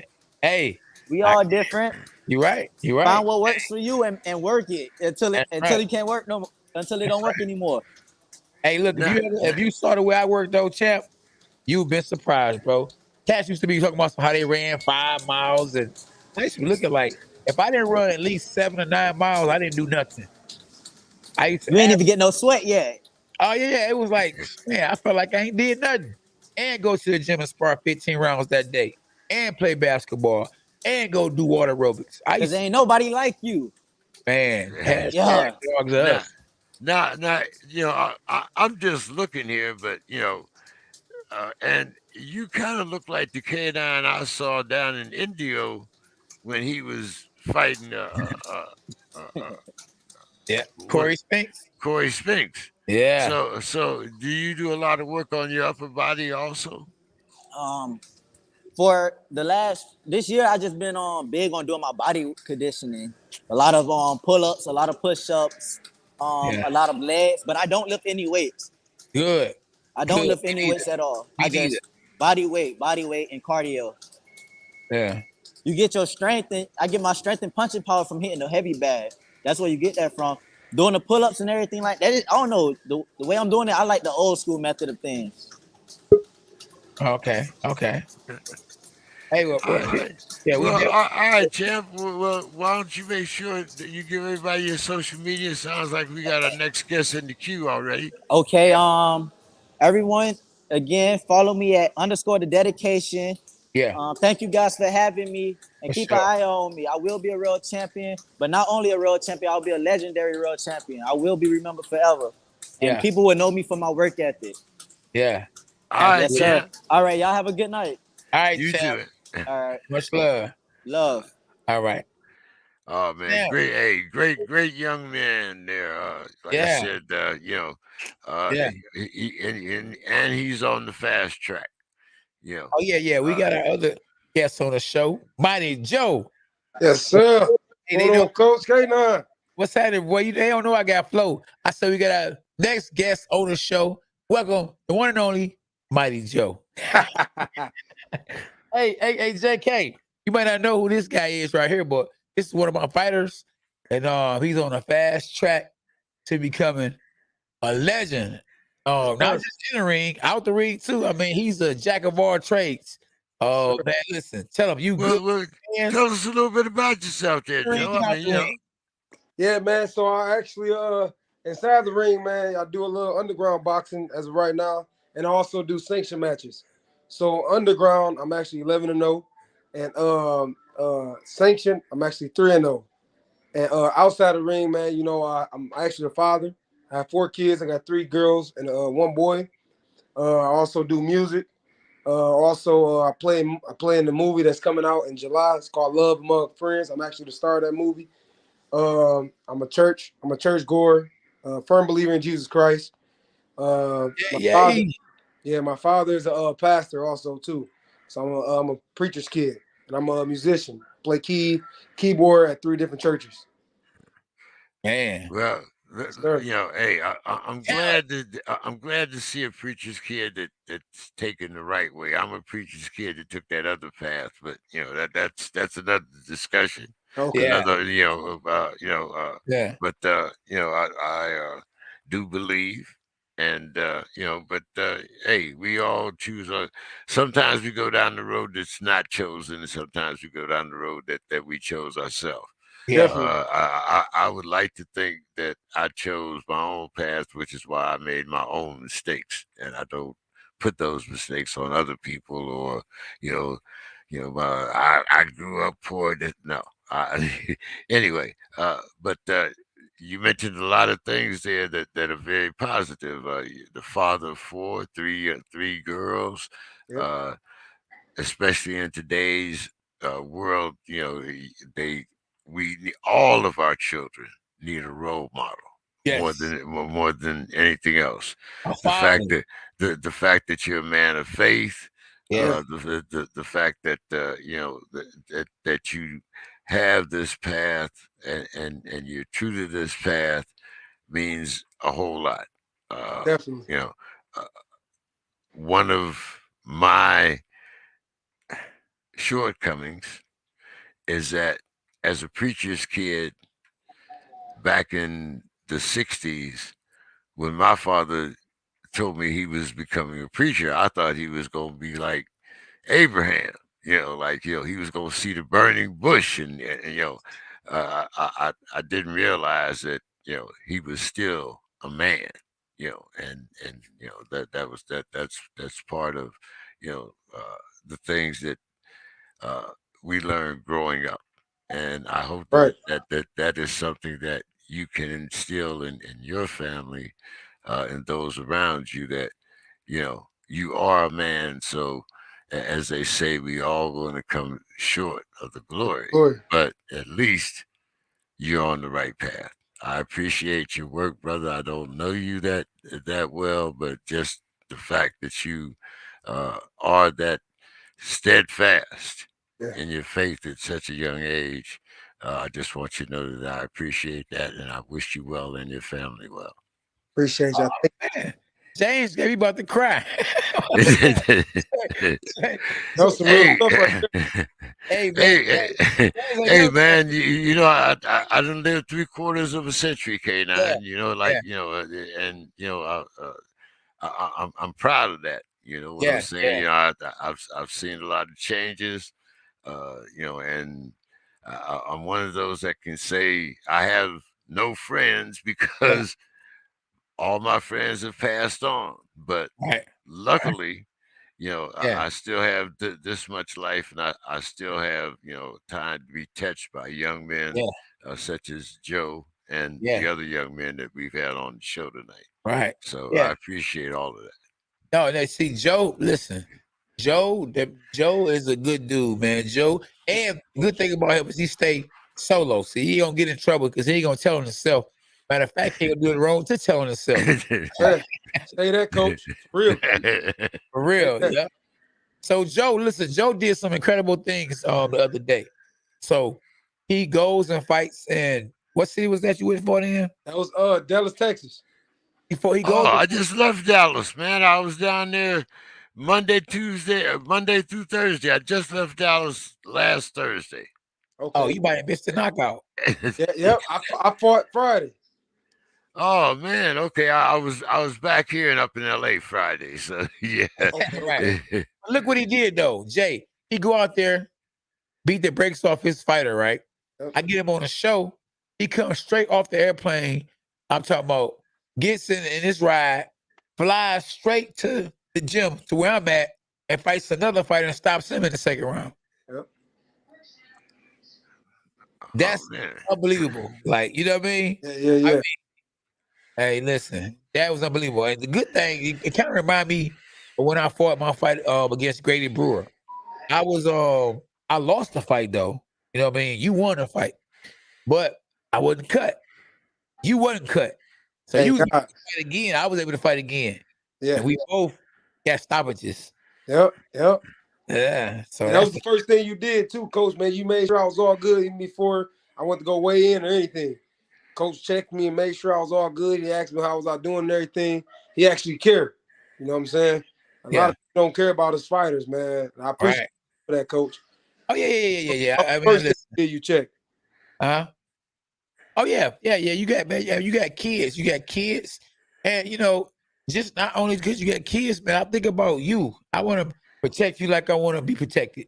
Yeah. You know, Bible says, do unto others as you would want them to do unto you. Yeah. Amen. So, yeah, I mean, I'm going to look at you like I look at myself. I want you to be good, you know, and on the fact that you got kids, you know. Yeah. How many black men that's actually out here with 4 kids actually take care of their 4 kids if they ain't rich? That's real. Yeah. I mean, even with the black brothers that got kids that's rich, they take care of their kids, but they ain't spending no time with their kids. Hey, yep. So true. So is that really taking care of them? Somebody else is taking care of them. They paying somebody else to take care of their kids. Mm-hmm. That's how the kids end up dope fiends, and you know what I'm saying? Dwayne Wade kid, just all over the place. Mm-hmm. Yeah, so man, it's crazy. Yeah, it's crazy. Don't you got another fight coming up? The man's fight, Jay. You hear me? Fighting again this Friday, right? Or is it next Friday? Next Friday and next Sunday. Oh man, listen, I get him fights. He get his own self fights. Look, so like, go ahead. Yeah, so my birthday actually next Saturday. But so like my birthday gift was to make sure I have a fight. I wanted to fight the day before my birthday, but you know what happened was I ended up already having a fight the day after my birthday too. So I'm fighting March 4th. Yeah. March 6th. My birthday is March 5th, so I'm fighting Friday and Sunday. Yeah. So I'm excited. It's supposed to be 2 hard fights also. So I'm looking forward to getting this experience and this work, man. Yeah. How do you manage, you know, to have 4 kids, some more kids to take care of, to go work at a church, to go box, to go travel, come back from traveling, go to the gym? I mean, where you get all this energy at, and do you get any help? Okay, so I actually got a real good support system, man. So my mom and my dad, you know, you met my dad at my last fight, but my mom, she watched my kids a whole lot for me. I pretty much take this boxing stuff, you know, it's pretty much like my day job, you know what I'm saying? Okay. So how I manage with my kids, you know, I take them to school every day. I got 2 kids that's in school. Then my 4-year-old and my 1-year-old, they at my mom's house while I'm working out and everything. By the time I get done working out and everything, I'm going picking up my kids. Yeah. Boom, I spend the rest of the day with them, you know. So like I had choir rehearsal today. They came to choir rehearsal with me. You know, when I go to church on Sundays, they with me at every church. I play at 3 services on Sundays. They come to each and every service with me. You know, on the movie set, it was already arranged that my kids gonna have to be with me, you know, when I have them. And boom, they are literally already there with me. So pretty much I watch what I take if my kids can't be there, because I know I am a busy man and I have a lot of things to do. But also I know when I was a younger child, you know, I remember a lot of things that my parents, you know, how they was there for me. So I know my kids one day gonna get older and I want to be able to have them. I want them to have memories, you know. Oh, Dad, you remember we used to do this? Oh, I used to love when we used to do this. So it's pretty much the same thing. So how I manage it is I make sure I watch, you know, I designate certain days for them, you know, and kids, they gonna hold you accountable. When they hear you tell them, this Saturday we going skating. When Saturday come, you know, my daughters, they really hold me accountable. My daughters, they got miles and they remember, you know, and I they always voice they self. So they definitely hold me accountable of things that I tell them, you know. So my dad always said, if your word ain't nothing, if a man word ain't nothing, that man ain't nothing. Yeah. So yeah, so my daughters, they hold me accountable. And pretty much I get the energy. I'm on this thing called Lemon Burn, sea moss gummies. Yeah. I pretty much eat them every day. Sea moss is real good, it's organic, and it gives me lots of energy. And so that's pretty much how I have the energy, because I'm not gonna lie, I'm about 3 to 4 places a day. You know, 4 kids is a lot, you know, and then plus homework. You know, it's not like my mom, you know, she don't help my kids with their homework. You know, my pops, he don't help my kids with their homework. You know, when I come pick them up from my mom in the house, it's homework time. You know, they got tutored. You know, my daughters, they actually in my 6-year-old, she actually in gymnastics and stuff too, which I had to take her to on Wednesdays. So I definitely don't just throw them off on there, but it's pretty much a schedule. Even though my schedule everywhere, but when it comes down to them, you know, I make sure I'm held accountable for that. It's a responsibility. You know, they didn't actually be here. Hey, so the sea moss gummies, why you don't ever bring me none? You know, I be in the gym. Yeah, so, look, because I know you got the actual lemon burn drink, but we sold all out of the gummies, and I only had two more bottles, which I had. I ain't gonna lie to you, Coach. I wouldn't be able to have as much energy I have without those things. Okay, don't you? Do you can I get some from you? Do you sell those? Yeah, I sell them, but we literally all out right now. The sea moss gummies. Now the lemon burn drink itself, I still have more of those, but we waiting on shipping. She said it should be here in about another 2 weeks, so I've been pretty much still waiting on the gummies. Oh yeah, I still got some. I've been drinking it. That's good. Now, these gummies, are they CBDs or do they have? And what's the composition? So no, they sea moss gummies. Okay. So they're sweet, made in the heart, and they have sea moss. I don't know if you know what sea moss is, but it's sea moss is pretty much like an organic. I live in California, man. They out here they eat, drink, you know, make tea. Anything that comes out of the ocean that swim, you know. I mean, you know, California, man. You know, okay. Yeah, you know, sea moss, seaweed, all of it. It's just, okay. Yeah, but you know, a lot of people, especially fighters these days, are taking, you know, gummies that don't contain THC, but they do contain CBDs or you know different uh, uh, ingredients that actually come from the hemp plant or the marijuana plant, but they don't contain the ingredient that gets you high. But they do, you know, have certain regenerative effects, you know, like after training, and you know, I have some here that help me sleep. Of course, mine got some other stuff in it, but that's yeah. But you know, that's one thing. When you see J.E. King 3, that's what you get. Ain't no fake here. This is you know. Yeah. So yeah.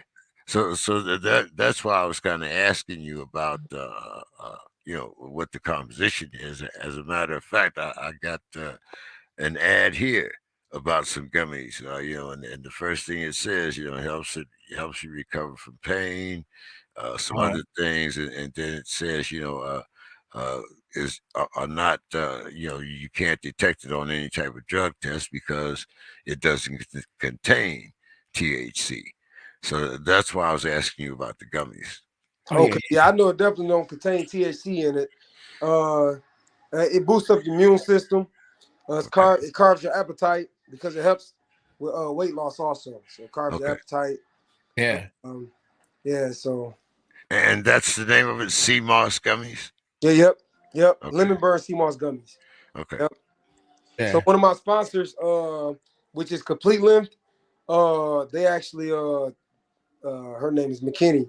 She actually the one that sells them. This is her business, and but she became a sponsor of mine when she found. I played at a gig for her last year in the summertime because I have 3 bands also too. Okay. And I played for her business opening, and when I played there, she ended up finding me out on Facebook and seeing that I boxed.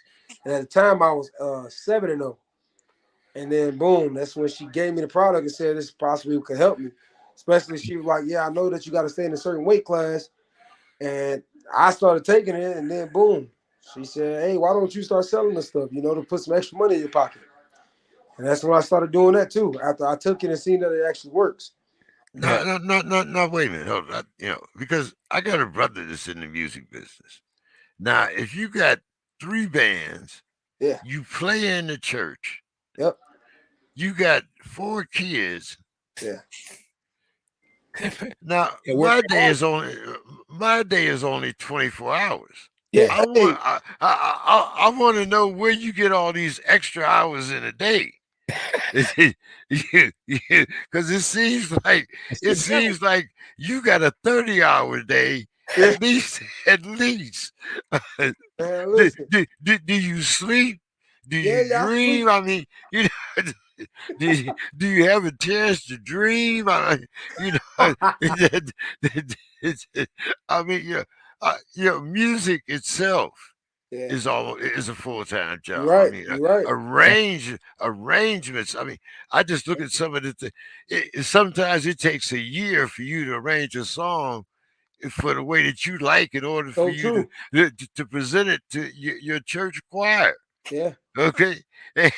I mean, so like I said, like how do you fit all this into a 80-hour week, let alone a 40-hour week? Yeah. See, so pretty much, man, I ain't gonna lie to you. I don't think about it. Pretty much all I do, I just do it. You know what I'm saying? I pretty much know that it got to be done. Like I was saying, well, like Coach K9 said a little bit. I ride solo, so I'm pretty much business all day, every day. And just being a musician anyway. Oh, dang, they just said I was about to say it's a full-time job. Literally, that's what literally I was about to say. Just being a musician, it's kind of like a full-time job because I got multiple songs that I have to learn, and I'm the MD, so I'm the music director at all 3 services. So I have to be the one that orchestrate the music before rehearsal time, So what I try to do, I try to like line up everything. I know every Tuesday I know for sure I got choir rehearsal every Tuesday. Boom. I know every Saturday I got 2 different churches I had choir rehearsal at. So I pretty much make Mondays the time where I get all the music, By Sunday night, I'm already gonna have the music and the list from each church that I'm gonna play at. So by Monday night, I know I'm gonna have all the music arranged. So I've been playing music since 2014. So I play by ear. I don't read. I don't know music theory. I play by ear. So it don't take me long to like mix a lot of different songs together. And the bands that I got, like the bass player that I got and the drummer I got. So you basically work with chords and not notes. Yeah, well, you're still working with notes no matter what. Yeah. I pretty much I can hear a song.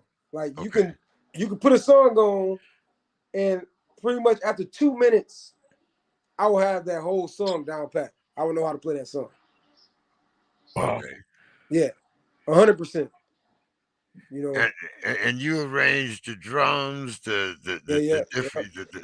Honestly, the bass. Okay. Also, I would, the rest of the band members will have to know the songs too. It's their job to make sure they practice. Then when we come together, I tell them how we gonna mix the songs together. Okay. Because it's different arrangements that you go from. Let's say if we start with a slow tempo song to going to a fast tempo song. So certain type of chords and moderations that we have to do to get to that next song. Okay. Yeah. So pretty much how I do my weeks, you know, I just get it done. You know, like, you know, I had that fight Friday, you know, it was nothing. I gotta get it done. I had that fight Saturday. I had to come back to Detroit and drive. I had to drive from Dallas to Houston because it wasn't no one-way trip from Dallas to back to Detroit. So I had to drive 4 hours away from Houston to get to Dallas, then 4 hours back to get back to Houston to get back up here to fight. So I just had to get it done. Boom. Sunday came. I had to play 3 services, and then I had to be on the movie set. I was on the movie set from 8 p.m. to 1 o'clock in the morning. Is no, I'm not letting nothing stop me, you know, at the end of the day, you know. I can't complain, you know. Malachi 3:8, it tells us, you know, how God will open up a window from heaven that won't be room enough for us to receive it. So, you know, it's a lot of blessings that I've been having to turn down because it's been overwhelming, you know. But right now it's not the season for me to say, oh, I can't do this or I can't do this. It's my season to get it done. It ain't nothing gonna stop me. It's the season, you know, to get it done. All right, brother. Well, like I say, I Steve, appreciate it, man. I appreciate you. Definitely. yeah, Steve said what's up too. Oh, tell him I said what's up. Yeah. But we don't want to hold you, man. I know you ain't. Listen, you're a hardworking man, and I appreciate you for tapping in on a short notice. But I thought about, man, all the stuff that you're doing and how proud I am of you. Thanks, I said, Coach. man, we had to have you on here on a Dawg Pound. Appreciate it, man. Yep. Any social media you want to shout out to everybody that's tapping in? Oh yeah. Y'all can follow me on Instagram at Josiah Shack. That's JOSIAHSHAC. And then you can follow me on Facebook also at Josiah Shack. Same thing, JOSIAHSHAC. And it ends with a K on my Facebook. Oh yeah. That's it. Yes, sir. All my fights on Facebook. Got a couple pictures on Instagram. I definitely type back and text back to all my followers and everything. And yeah, hopefully follow me on there. Give me that Facebook address again. Josiah Shack. Josiah. Spell that Josiah. JOSIAH. Okay. Just like the Bible. Yeah, yep. Just like the Bible, the 8-year-old king. Okay. Josiah Shack. Okay. SHACK. All right. Yeah. Like I said, I'm a PK. I know a little bit about that book. Yes, sir. Yes, sir. That's good. That's good. Yeah. I might not have followed it, but I read a few pages. Well, we all fall short. As long as we don't forget to honor God as our as our head. That's right. Well, great performance Saturday. You know what I'm saying? Hey, listen, man, Joe went out there, hit that boy with a 2-piece. He dropped him, and the referee didn't call it a knockdown. Then he finished the guy. The guy didn't know where he was at. The guy was turned around like, oh, I'm straight. Like, dog, no, you ain't. I gotta say this on the air. Okay. Ever since I've been with Coach K9, my knockdown percentage have went up. And that's how I know I'm going in the right direction. Because before I got with Coach, was I winning? Yes, but it was always by a decision or something. Okay. I've been with Coach K9 since the first Tuesday of January. I haven't missed no practices and stuff, no sessions with him. And ever since I've been with him, every fight after that, I have got a knockdown, knockout. You know, my last sanctioned fight before this sanctioned fight, it was a first round stoppage. You know, I got the guy out in a minute and 29 seconds. Before I was with K9, Coach K9, this haven't happened. So, Coach, that's why I honor you, and I tell you I appreciate you every time when I see you on Tuesday and Thursday, man. Because the practice, you know, it's not going in vain. You know, showing up every Tuesday and Thursday is not in vain. You know, I'm actually learning. Hey, JK, boy, join the squad. Man, I appreciate you, my dog. That's right, champ. Let them know. Yeah, I'll let them know. A bark or bite. Yeah. And listen, you got a strong overhand right. We're going to turn that boy over straight. Now that's why I got to get it straight, though. We're going to get it straight. Hey, look, his overhand is straight because you putting them straight out of there. Yeah. Man, it's all good, my dog. Yes, sir, I'll Coach. see you Thursday. Yeah, yep. I see you Thursday. And Nice to appreciate meet you, stepping James. in too. All right. Nice talking to you, my man. You have a All good right, my dog. Yep. Mighty Joe. Yes, sir. All day. Yep. All day. Yep. Cheers. Oh man. There we have it. Another one. You hear me? Another one bites the dust. Well, great show tonight, man. Yeah. We met some great young men. Absolutely. Still climbing the ladders to success. But right now, we're going to give another rung for them to climb. K9's Corner. Oh man, listen, JK. Welcome to K9's Corner. And that K9's Corner, JK, I think we should talk about what everybody needs. Rest. People don't get enough rest in this world, man. Always on the go. Always on the go. Me, I'm always on the go. I had to, you know what? I had to say, you know what? I'm going to take a day off and just get some rest. You know, when I say rest, I'm not talking about sleep. I'm talking about rest. Get off your phone. You know what I mean? Quit texting. You know, quit working every day, all the time. You got to get some rest. Now, I'm not saying that far as, you know, my fighter Joe, because Joe, I'm quite sure he gets his rest. And then you got to do what you got to do. So I'm just talking about far as the world. We just constantly moving, constantly doing stuff. I mean, man, we move here on like this. I told you, JK, when I fought in the United Kingdom, they were moving like this. I got back to America, it was, I said, hey, baby, we got to slow down. But, you know, after a week, I was, I was back moving like that. But it's so important to get your rest, bro. I mean, God said, you know, we could work 6 days and rest on the 7th day. And you know, to work every day is probably a sin. Because he said rest on the 7th day. That's the Sabbath. So, JK, I don't know what you're going to do, but I know after this, I'm getting me some rest.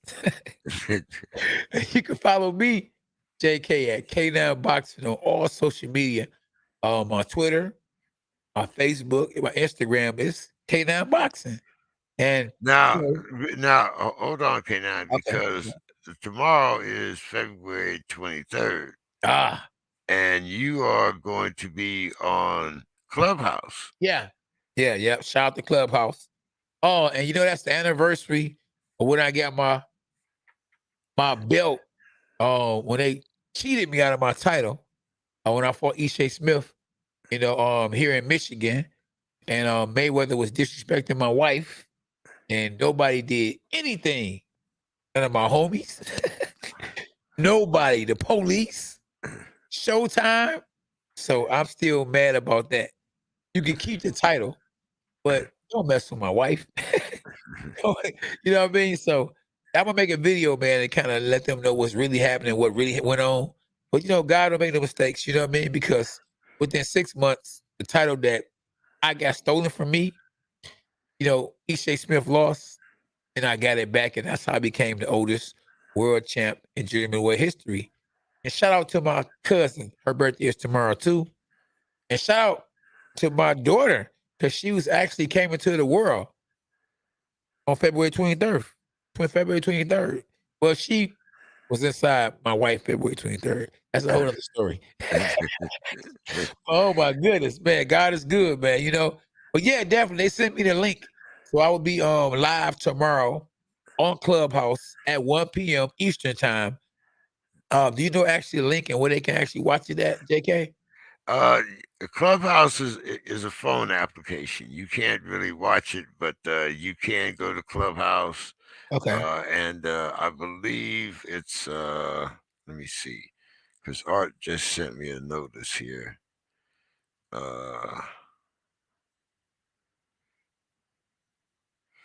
Let me see. Yeah. Facts. Spider moves facts. Let me see. Yeah, okay. So tomorrow, you'll be on there at 1 p.m. and it's Clubhouse, and I believe it's called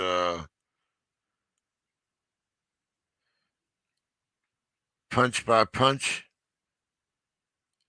And it usually has Coach Ronald Sims and a few other well-known Eddie. I can't think of his name right now, but yeah, have them join you on Clubhouse if they have an iPhone or an Android. Just join the iPhone app and look for Punch by Punch by Art Baker. And of course, big advertisement. The champ is here. The champ is here. 1 p.m. tomorrow. So 1 if you, p.m. y'all. okay. Tap in. Hey, everybody can find me, JEK3, Where? on Facebook. Facebook, you can find me on Weekend Rap. YouTube. Okay. You can also find us on our own website. It's called To an Imperfect Union. The political consciousness of West Coast Steeler fan. We talk about a lot of things from police reform to no knock warrants. So you can catch me there. And on Saturday mornings, I'm actually on a broadcast out of Minneapolis, St. Paul, called Our Black News. So we have our hands in a lot of things, and as you say, K9, sometimes you have to take time to rest. Yes. You have a good night, my man, and all right, I'm gonna take your advice and get me some rest. Get you some rest, bro. All right, everybody. Thank y'all for tapping in. Until next Tuesday, or this Thursday, or maybe tomorrow. Oh, matter of fact, we will be doing What's Good in the Hood tomorrow at 11 a.m. Eastern time. What's Good in the Hood? So, one day you come on that show too, JK. But man. Just let me know. right. I'm here. All right, guys. All right, good night, everybody. Appreciate y'all. Appreciate everybody. Vinny, all the comments that everybody made. I saw my man on earlier from Puerto Rico. I see the General, John Paul Sandoval, Vinny Roth, all the guys. Make sure you like and support the channel. Absolutely. We appreciate it. We appreciate all of our guests and commenters. Thank you very much. Appreciate y'all. All right, JK. Have a good one, man. Well, Talk to you later.